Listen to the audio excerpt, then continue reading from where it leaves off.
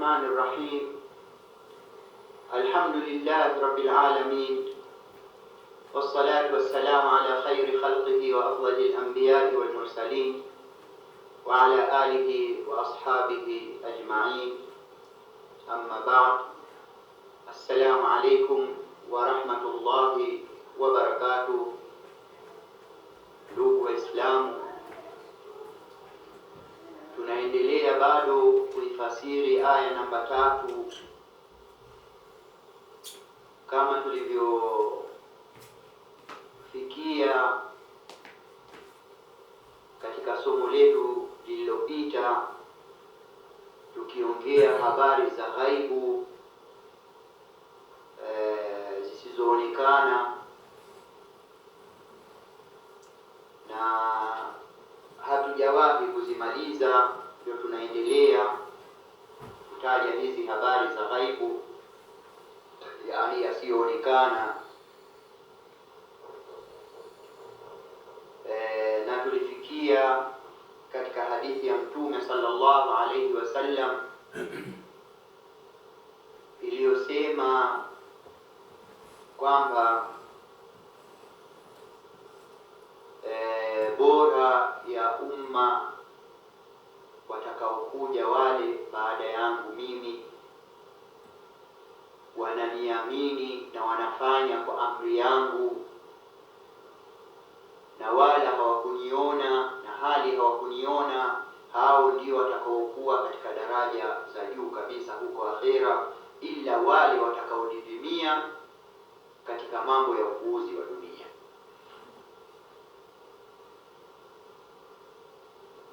Kwa hiyo tumebainisha hadithi hii ya Mtume sallallahu alaihi wasallam, sifa za wale Waislamu wanayoamini wasioyaona, ambapo kama Mwenyezi Mungu alivyotoa zile sifa katika aya hii ya namba 3, alladhina yu'minuna bilghaibi, wale ambao wanayaamini yasiyoonekana. Na hapa Mtume sallallahu alaihi wasallam katika hadithi yake vile vile anatimiza anaeleza zaidi, anabainisha zaidi katika tafsiri ya aya hii, alladhina yu'minuna bilghaibi, wale ambao wanayaamini yasiyoonekana. Hapa Mtume sallallahu alaihi wasallam anabainisha zaidi tafsiri ya aya hii ya sifa alizowasifu Mwenyezi Mungu Subhanahu wa Ta'ala wanaoamini yale yasiyoonekana. Kwa hiyo hadithi ya Mtume ndio inabainisha zaidi. Manake Qur'ani, kama tunavyosema mara kwa mara kwamba Qur'ani imeteremka kwa ufupi, maneno yake, aya zake ni fupi, lakini tafsiri ya Qur'ani hasa ni hadithi za Mtume sallallahu alaihi wasallam. Mtume sallallahu alaihi wasallam ndio anatubainishia Qur'ani kwa uwazi, kwa urefu, kwa kufahamika.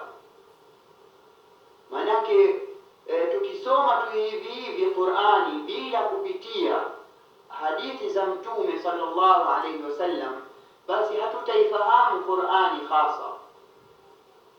Kwa 100 labda tafahamu 2 au 3 ikiwa tutaisoma tu hivi Qur'ani bila kupitia hadithi ya Mtume sallallahu alaihi wasallam, na utayakuta mengine katika Qur'ani wala huwezi kuyafahamu nini kakusudia Mwenyezi Mungu, lakini Mtume sallallahu alaihi wasallam ndio anatubainishia aya hii imesema hivi, maana yake hivi, halafu anatuletea ina maana chungu nzima ile aya, kama nilivyosema Subhanahu wa Ta'ala katika surati An-Nahl, wa anzalna ilayka adh-dhikra litubayyina lin-nasi ma nuzila ilayhim, na tumekuteremshia ukumbusho, yani Qur'ani hii tumekuteremshia ewe Nabii Muhammad, ili uwabainishie watu yale yaliyoteremshwa kwao, walaallahum yatafakkarun, ili wapate kufikiri.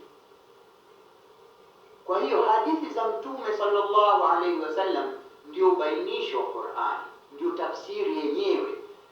Maanake utamu wa tafsiri ya Qur'ani, ukitaka kuijua Qur'ani basi upitie na sunna ya Mtume sallallahu alaihi wasallam, ndio utaujua utamu wa Qur'ani na uhakika wa Qur'ani na ukweli wa Qur'ani na miujiza ya Qur'ani utaikuta katika hadithi za Mtume sallallahu alaihi wasallam, salawatullahi alaihi wasallam. Kwa hiyo hapa katika hadithi hii ya Mtume sallallahu alaihi wasallam ndio anatubainishia uzuri kwamba hao watakaokuja baada yake, wepi hao, waislamu gani hao? Inshallah ndio kina sisi tuliokuja hatukumuona Mtume sallallahu alaihi wasallam kwa macho yetu, hatukumsikia kwa masikio yetu, lakini tuna kitabu cha Mwenyezi Mungu na sunna yake. Tunamuona mtume wetu sallallahu alaihi wasallam yuko mbele ya macho yetu, anatufundisha yaliyo kheri na sisi, anatubainishia kitabu cha Mwenyezi Mungu, anatuongoza katika nuru, katika kila kheri. Mtume wetu Muhammad sallallahu alaihi wasallam yeye amekufa, lakini miujiza yake imebaki. Miujiza yake ndio hichi kitabu cha Mwenyezi Mungu na sunna yake Mtume Muhammad sallallahu alaihi wasallam. Kwa hiyo haya yote hayaonekani, lakini tunayaamini sisi Waislamu, wanayaamini. Tukiendelea zaidi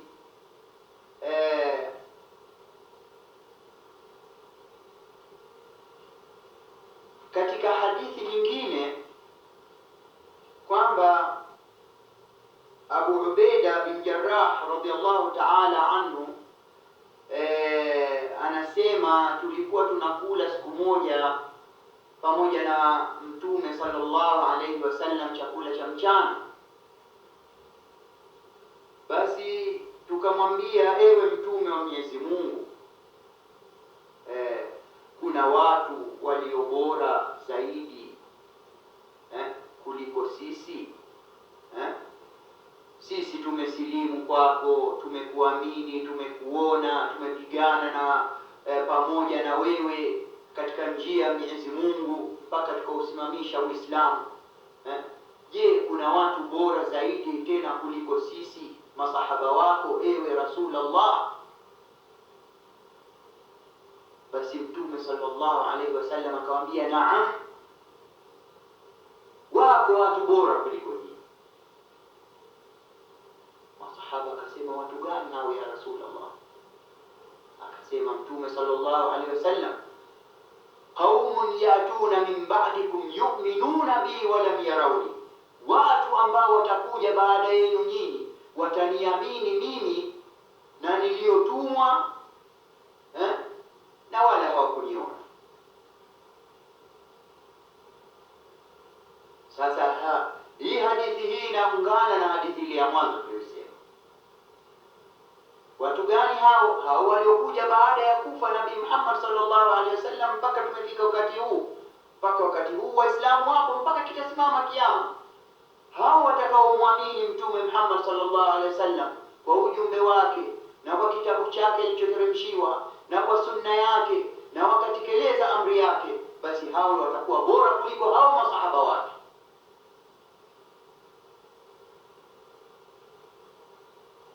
Sasa hao hawakumuona Nabii Muhammad sallallahu alaihi wasallam, hatukumuona sisi. Vile vile katika kisa, katika hadithi ya Bibi Adila, sahabia Adila bint Aslam, Adila bint Aslam, anasema katika kisa kile cha kubadilishwa Kaaba, kubadilishwa kibla. Manake Mtume sallallahu alaihi wasallam alipokuwa Makka, mpaka akenda Madina zaidi ya mwaka mmoja unusu. Alipofika Madina alikuwa akisali, qibla chake alikuwa akielekea Baitul Maqdis, Palestine, Jerusalem, alikuwa akielekea kule. Basi ilipokuja amri ya kubadilishwa qibla, akaambiwa aelekee Makka kwenye Kaaba, ambapo kisa hichi vile vile tutakiona katika sura hii sura al-Baqara insha Allah. Mwenyezi Mungu akituweka hai na kutupa uweza na afya mpaka tukifikia katika hiyo aya iliyotaja habari ya kubadilishwa qibla, tutataja huko kwa urefu, lakini hapa tutataja kwa ile mambo ya ghaibu sisi.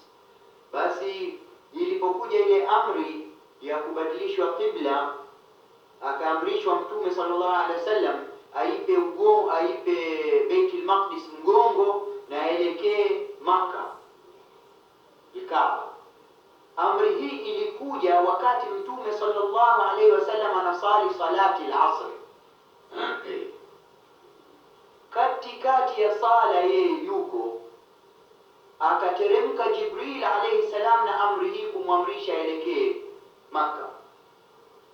Basi akageuka Mtume sallallahu alayhi wasallam akaipa mgongo Baitul Maqdis, akaelekea Makka, na masahaba wake akawaamrisha wakaelekea Makka, ambapo mpaka leo msikiti huo upo Madina, unaitwa Masjid al-Qiblatain, msikiti wenye qibla mbili, vibla viwili. Kiswahili kinanipa taabu mimi. Qibla na qibla zinakuwa mbili, sijui kwa Kiswahili inakuwa kusema vibla au qibla, sijui inasemwa nini.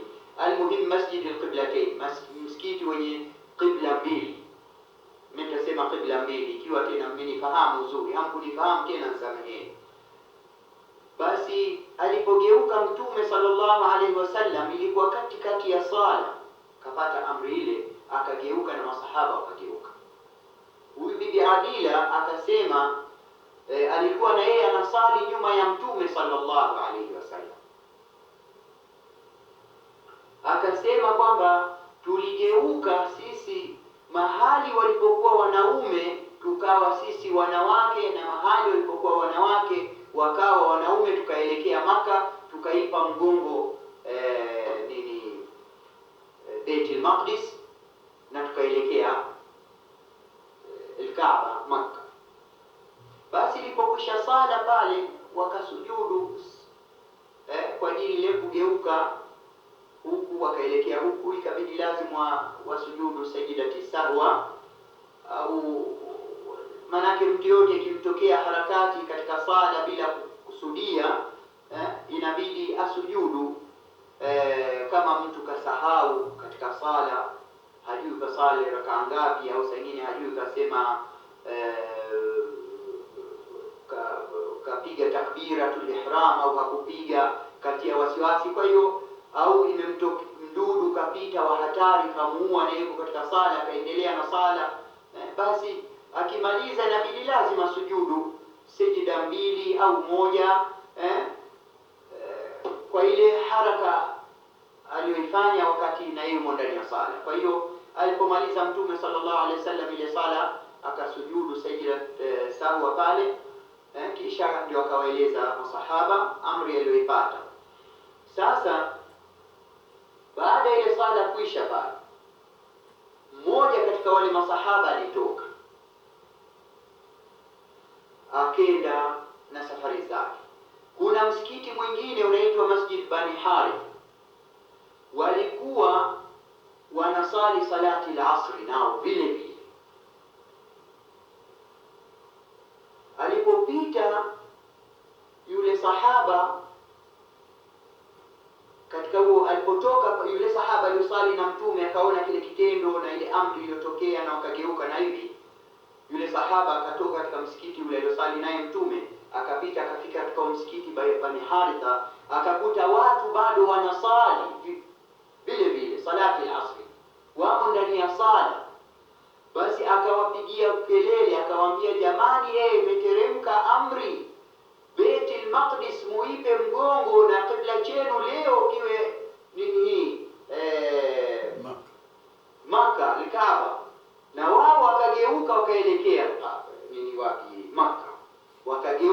wakaipa mgongo nini Baitul Maqdis na wakaelekea Al-Kaaba. Sasa zikamfikia habari Mtume sallallahu alaihi wasallam kabla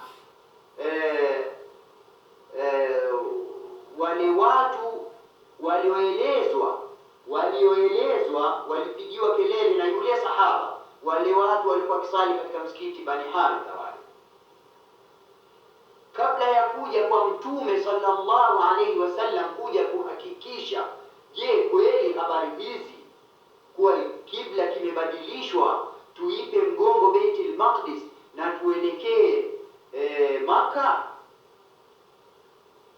Basi wao waliamini kwa bila ya kumwona Mtume, waligeuka na wakaelekea Kaaba Maka.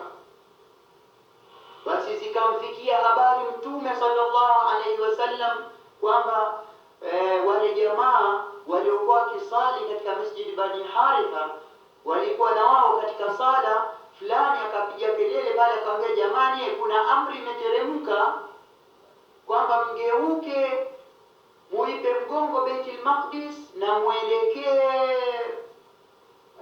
mwelekee Maka Al-Kaaba. Basi wakageuka. Basi wakageuka wale watu, hawakufanya ubishi wala hawakusema sisi tutangoja mpaka tuonane na Mtume. Habari zile zikamfikia Mtume sallallahu alaihi wasallam kwamba wale watu wameitika mwituko wako bila kuja wewe kuonana na wewe. Basi akasema Mtume sallallahu alaihi wasallam, ulaika qaumun amanu bil ghaib, hakika hao ni watu walioamini kwa ghaibu, yani wameamini bila kuniona mimi, bila kuja kuniuliza mimi. Zilipowafikia tu zile habari zangu, wao wakaamini. Sasa hawa vile vile haya vile vile yanakuwa katika yale mambo yasiyoonekana, wameamini. Sasa kuna hadithi nyingine vile vile ya Mtume sallallahu alaihi wasallam kuhusu hii mambo ya ghaib. Siku moja Mtume sallallahu alaihi wasallam amekaa na masahaba wake akiwapa malezi mazuri, akiwafundisha tabia nzuri, akiwafundisha elimu ya Mwenyezi Mungu, akiwapa hikma na elimu kubwa kubwa kwa mtume aliyokuwa hakusoma, hajui kusoma wala kuandika. Tizama rehma ya Mwenyezi Mungu, mtume wa rehma ya walimwengu wote. Mtume sallallahu alaihi wasallam hakusoma, hajui kusoma wala hajui kuandika, lakini Mwenyezi Mungu kampa unabii, kampa rehma, kampa elimu kubwa kabisa.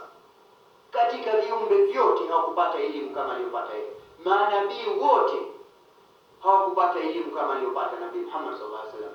Na manabii wote walijifundisha kuandika na walikuwa wanajua kusoma na kuandika, lakini Nabii Muhammad sallallahu alaihi wasallam hajui kusoma wala hajui kuandika, lakini Mwenyezi Mungu kwa rehema yake kampa elimu kubwa sana. Basi sitaki kuingia katika mambo mengine na wakati wenyewe hauturuhusu. Basi alikaa Mtume sallallahu alaihi wasallam na masahaba wake, akawaambia masahaba wake. Hadithi hiyo ndefu kidogo, lakini tutajaribu kufupisha.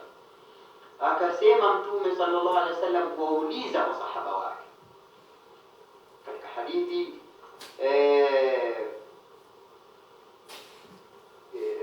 ili yani ya huyo Bibi Adila, iliyopokewa na Bibi Adila au kwa njia ya Amru bin Shuaib, kwamba akasema Mtume sallallahu alaihi wasallam siku hiyo amekaa na masahaba wake, akawaambia, enyi masahaba wangu, nataka nikuulizeni kitu. Akasema masahaba, akasema sema ya Rasulullah. Akasema ayu khalqin a'jabu ilaikum imana, viumbe gani mnaowaona nyinyi kwenu kwa wana imani ya ajabu sana, walioamini kwa kitabu cha Mwenyezi Mungu au kwa hizi amri za Mwenyezi Mungu, kwa mitume wake au kwa dini yake? Wepi waja wake, viumbe gani hao ambao iliyokuwa bora zaidi kwa Mwenyezi Mungu. Basi masahaba wakasema qalu almalaika, akasema masahaba wakasema malaika ya Rasulullah, hao ndio wenye imani kubwa sana kwa Mwenyezi Mungu, wenye kumwamini na hivi na hivi na hivi kuliko sisi binadamu. Mtume sallallahu alaihi wasallam akasema wama lahum la yu'minuna wa hum inda rabbihim, na vipi hao malaika wasimwamini Mola wao na wao malaika wako kwa Mola wao, yani daima wako kwa Mola wao, vipi wasimwamini Mola wao? Wakasema masahaba basi ikiwa si malaika fanahnu ashabi, yani sisi masahaba wako. La sio maana nikosea. Akasema fanabiyun, waliposema manake wale masahaba waliposema malaika ndio wenye imani kubwa sana kwa Mwenyezi Mungu, basi Mtume sallallahu alaihi wasallam akasema vipi malaika wasiwe na imani kubwa sana kwa Mwenyezi Mungu, na hali malaika wako kwa Mola wao, wanafanya kazi ya Mola wao daima, wanakwenda wakirudi kwa Mola wao na wanapokea amri za Mola wao na wanafanya kazi za Mola wao, vipi wasiwe na imani kubwa kwa Mola wao? Masahaba wakasema basi ikiwa si malaika, manabii ndio wenye imani kubwa. Mtume sallallahu alaihi wasallam akasema vipi manabii wasiwe na imani kubwa na hali wahi unawateremkia? Akasema fanabiyun, wakasema Mtume sallallahu alaihi wasallam, masahaba wakasema fanabiyun ndio wenye nini? Wakasema wamaluhum la yu'minuna wal wahyu yanzilu ilayhim, na vipi hao manabii wasiwe na imani kubwa kwa Mwenyezi Mungu na hali wahi unawateremkia? Masahaba wakastajabu, wakasema fanahnu ashabik, wakasema basi sisi masahaba wako, manake wewe uko pamoja na sisi kwa hiyo imani yetu kubwa sana kwako wewe na kwa Mola wetu. Mtume sallallahu alaihi wasallam akasema vipi na nyinyi msiwe na imani kubwa kwa Mola wenu na hali mimi nabii wa Mwenyezi Mungu niko pamoja na nyinyi? Masahaba pale wakapigwa bumbuazi, akasema si watu gani hao wenye imani kubwa sana? Tumesema malaika, umesema malaika imani yao kubwa wako kwa Mola wao na wanafanya kazi zao. Tukakwambia manabii, ukasema nabii vipi wasiwe na imani kubwa na hali wahi unateremkia? Tukakwambia sisi masahaba wako walio tuna imani kubwa kwako wewe, kwa ajili wewe pamoja na sisi, ukatuambia kwa nini nyinyi msiwe na imani na hali mimi niko pamoja na nyinyi daima? Basi watu gani hao ya Rasulullah wenye imani kubwa sana na ya ajabu kubwa sana?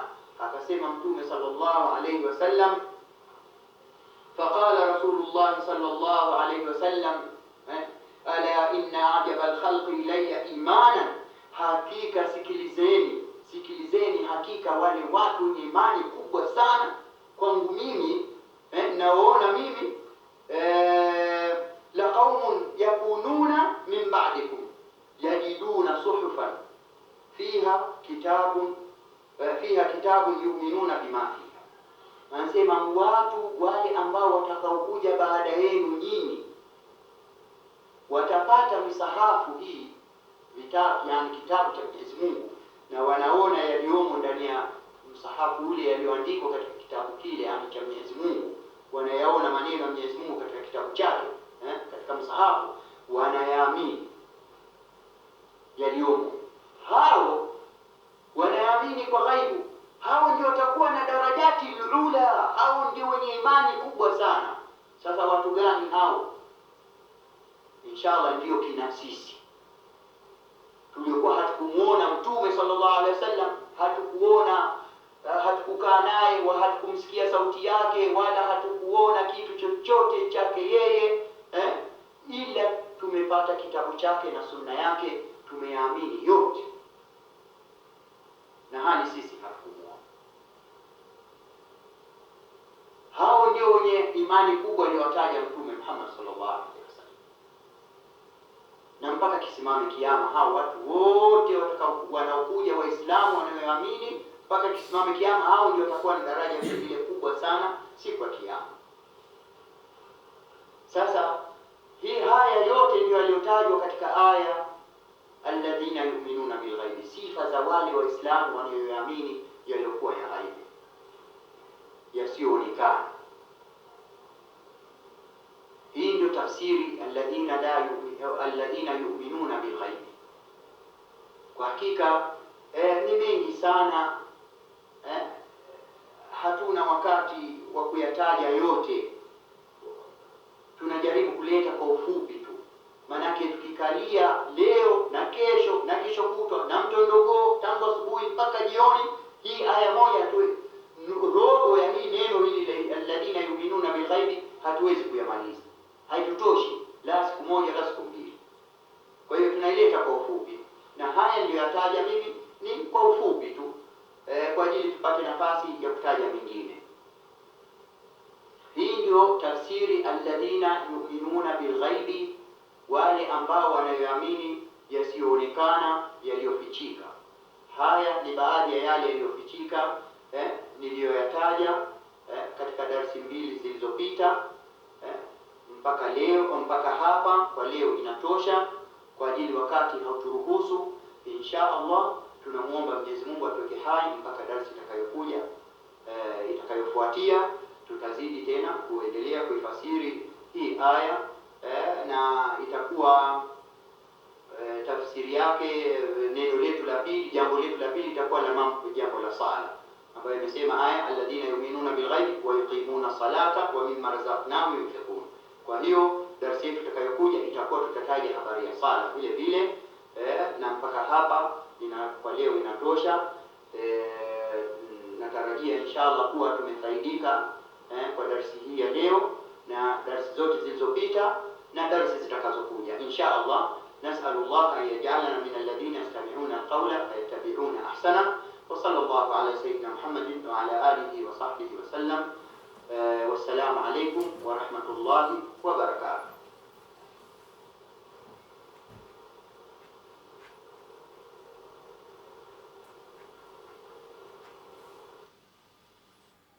الله الرحمن الرحيم.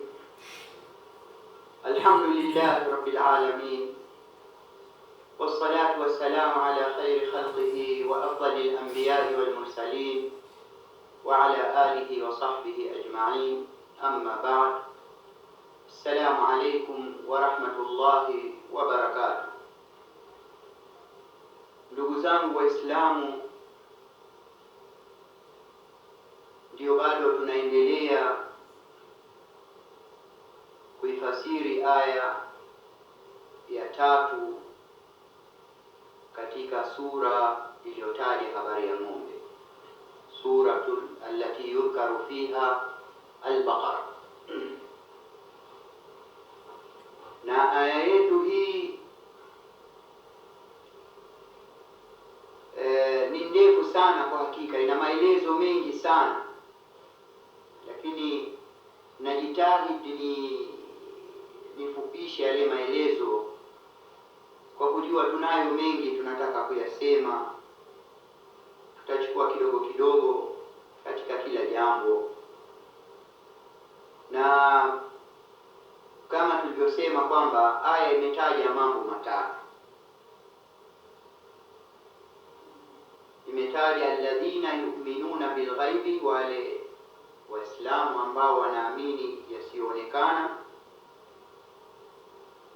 wa yuqimuna salata, na wanasimamisha sala, wa mimma razaqnahum yunfiqun, na yale tuliyowaruzuku wanatoa, hawafanyi bakhili. Sasa jambo la mwanzo tumekushaliainisha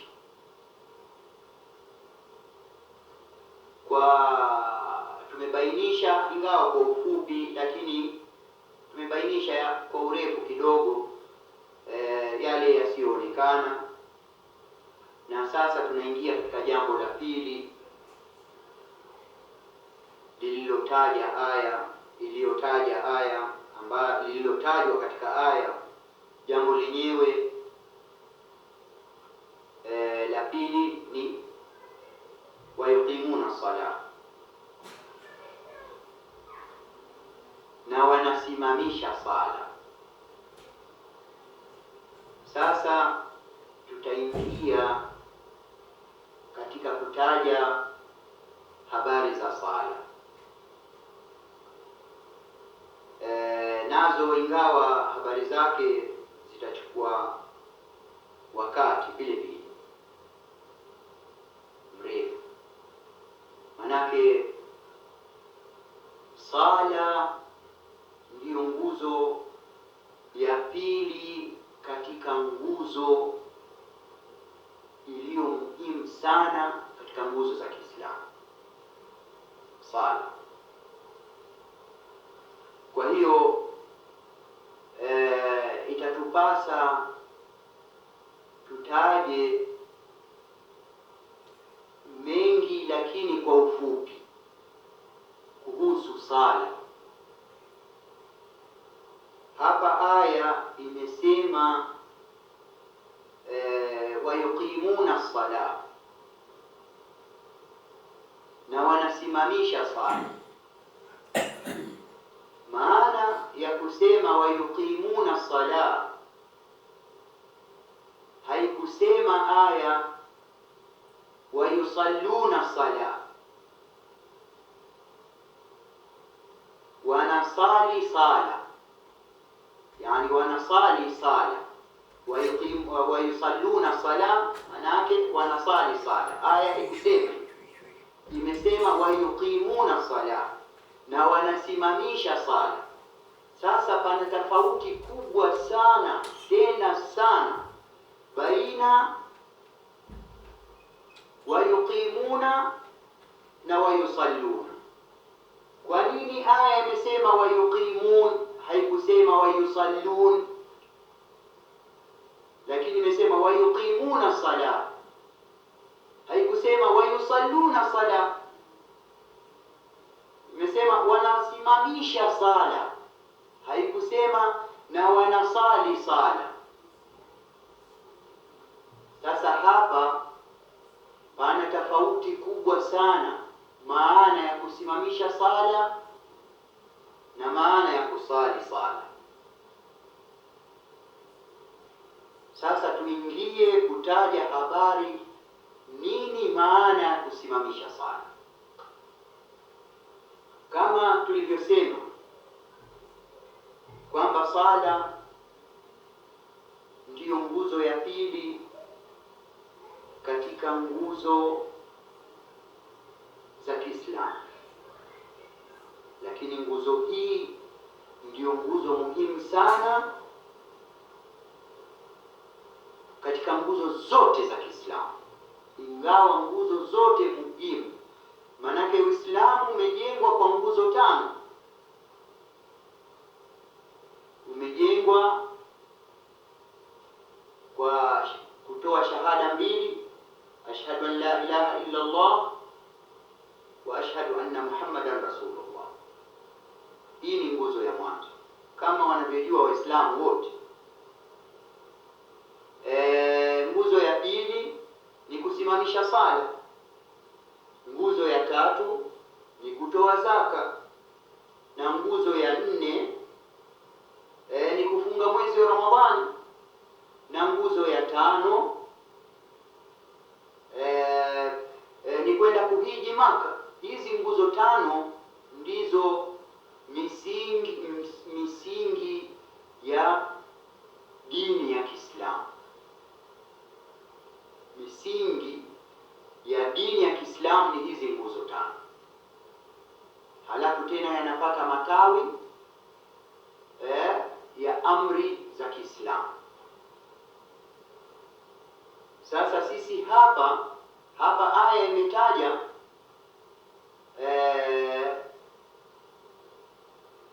nguzo ya pili katika nguzo za Kiislamu, ambayo ni sala. Na sala kama inavyojulikana na Waislamu wote, sio mimi tu ndio mwanzo nabainisha, la, tunakumbushana. Kama nilivyosema mwanzo, mimi sijui kitu chochote. Hii ni rehema yake tu Mwenyezi Mungu kanipa, namshukuru. Anidumishie rehema hii na baraka hii mpaka niondoe duniani, na mimi niko katika njia yake inayomridhisha. Amin. Na Waislamu wenzangu wote. Kwa hiyo tunakumbushana tu sisi. Kwa hiyo kama inavyojulikana na Waislamu wote kwamba sala ni faridha, na masharti ya sala, sasa aya imesema wanasimamisha sala, wayuqimuna sala, na wanasimamisha sala. Nini maana ya kusimamisha sala? Nini maana ya kuisimamisha sala? Kwa nini aya imetaja kusimamisha sala? Sasa tutabainisha. Sala, kusimamisha sala yani ina masharti yake. Sala ina masharti yake, sio kurukuu na kusujudu tu basi. Mimi nitasimama, nitarukuu, nitasujudu, basi ninasali papa kisha sali khalas. La, sala ina masharti yake mengi sana, mengi sana, na ina nguzo zake nyingi sana, na masharti yake aliyoyataja Mtume sallallahu alayhi wasallam, masharti ya sala kama alivyotuambia, kama alivyosema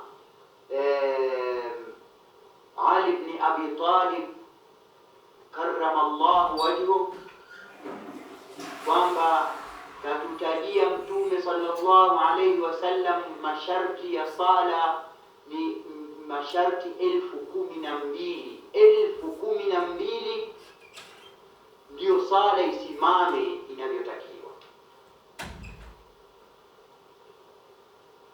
Masharti 12,000.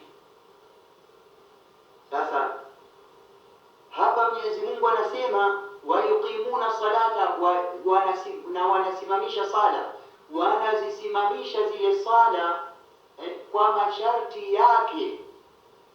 Maanake shoti yatimizo yale masharti ya sala, ndiyo sala inaweza kusimama. Tukipiga mfano, mimi nataka kujenga nyumba. Sasa nyumba hii siwezi kuchukua tu mimi matofali na udongo na cement nikajenga tu juu ya ardhi, nikasimamisha kuta bila kuchimba msingi. Nataka nichimbe msingi, niutengeneze ule msingi vizuri kwa vyuma na mawe na kokoto na cement, niitilie nguzo,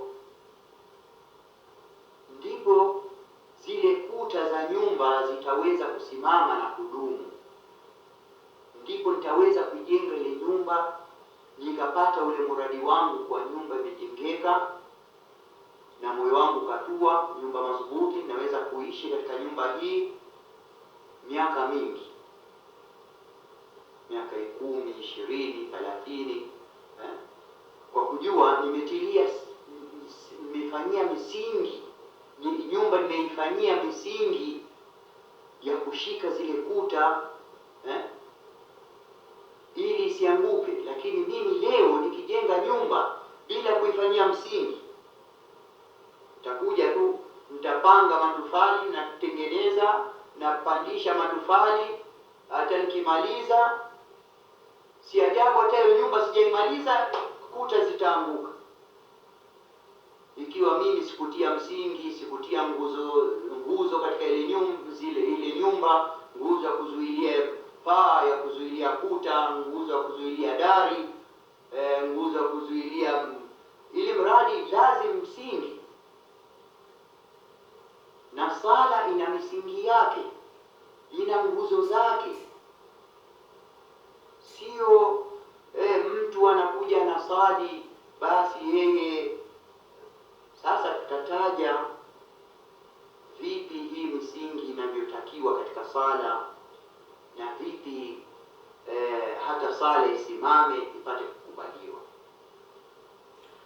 Kama anavyojua Muislamu yoyote yule kwamba sala inataka masharti yake yaliyokuwa muhimu: mwili uwe safi, usiwe na najasa yoyote katika mwili wala katika nguo wala mahali unaposalia, pawe tahir kabisa. Vitu hivi vitatu viwe tahir: mwili wako na nguo zako na mahali unaposalia. Vile vile sala shoti utawadhe. Kama mwili wako una janaba, shoti ukoge, ujioshe kwa maji, ukoge ili uondoshe uchafu wa janaba. Au ikiwa wewe mwanamke una hedhi, siku zako zimekwisha, ujioshe ile hedhi yako, utakasike mwili wako. Au ikiwa umezaa damu ya nifasi, ile imekaa siku zako mpaka zimekwisha, unajitakasa mwili wako. Hii ni hadath kubwa, uchafu mkubwa wa mwili. Shoti ujitakase mwili wako kwa mambo haya matatu, na kujitakasa ni lazima ujioshe, ukoge ili janaba itoke. Au ikiwa hedhi, uchafu wa hedhi umemalizika, umejiosha, au nifasi umezaa, siku zako zimekwisha, umetakasika, unakoga. Hii ni sharti kubwa vile vile. Halafu ikiwa mwili wako ni safi, inapasa utawadhe. Sio unakwenda kusali na wewe hujatawadha, au sio unakoga sema mimi nishakoga basi nakwenda zangu kusali. La, ile kutawadha lazima ni moja katika nguzo za kuweza kuisimamisha ile sala. Sasa kutawadha huko vile vile kuna masharti. Sio unakwenda kujipakaza maji tu, wala kuna nini, ukenda haja kubwa au haja ndogo, unapofanya jisaidia katika haja moja katika hizo mbili, ikiwa kubwa au ndogo, ujisaidie kwa heshima na adabu na kwa hadhari, ili ikiwa uchafu wa mkojo na najasa mkojo usikurukie wakati unapojisaidia. Usikurukie ule mkojo katika nguo, tone tone hivi macheche, au katika mwili wako. Ujioshe uzuri ile najasa mpaka uone hakika kuwa najasa hii ya mkojo nimejiosha sawa sawa. Nguo yako uwe na hakika kuwa ile nguo ni safi, haina najasa yoyote. Uchukue hadhari kweli kweli wakati wa kujiosha najasa. Sio unakwenda kujiosha unatoka uchafu mwingine wa najasa umebakia katika mwili wako, katika utupu wako. Kujiosha uzuri, au umemwangukia macheche ya mkojo katika nguo yako au choo kikubwa, au kujiosha uzuri. Ili mradi uchukue hadhari wakati wa kujisaidia na wakati wa kujiosha ule uchafu najasa ile. Kisha unakwenda tawadha. Kutawadha vile vile kuna nguzo zake, kuna masharti yake. Unapotawadha, uso wote shoti upate maji, puani utie maji, usafishe uzuri, uvute maji ingie puani mara 3, umeke kama una uchafu wote, yale maji ingie atoke, safishe mdomo vile vile, uso huu wote, sio pakaze tu hivi. Na ikiwezekana mswaki upige vile vile. Ni sunna kubwa sana ya mswaki kupiga katika kila unapotawadha katika sala. Sunna kubwa na fadhila zake kubwa sana. Mkono uoshe huu mpaka ufike katika kifundo cha hichi, sio pakaze maji tu mara 3. Na mkono wa kushoto vile vile unapopakaza maji kichwani, shoti uanze huku kunapoanza kuotea nywele mpaka kichogoni huku, unapomaliza unajimalizikia nywele, unajipakaza maji namna hii, sio wengine. Mimi nawaona watu jamaa wengi sana msikitini wanatawadha, inasikitisha. Hii ndio hatari ya watu, hawataki kufuatilia mambo ya dini yao. Inakuwa mtu anafanya kazi, ile kazi yake yote inakuwa bure. Wanapofanyiwa mawaidha msikitini, wanaambiwa jamani, baada ya sala tutakuwa tuna mawaidha, hawakai. Utakuta wote wengi wanaotoka na wanaobaki wachache kusikiliza yale mawaidha. Wakifungua television wakikuta mawaidha wanafunga, hawataki kusikiliza. Wakisikia redio wanatoa mawaidha, wanataka fungue basi filamu nzuri katika video, katika television, redio, nyimbo, basi namna hii. Lakini wakisikia jambo la dini yao hawalishughuliki. Kwa hiyo mimi nimeona mara nyingi sana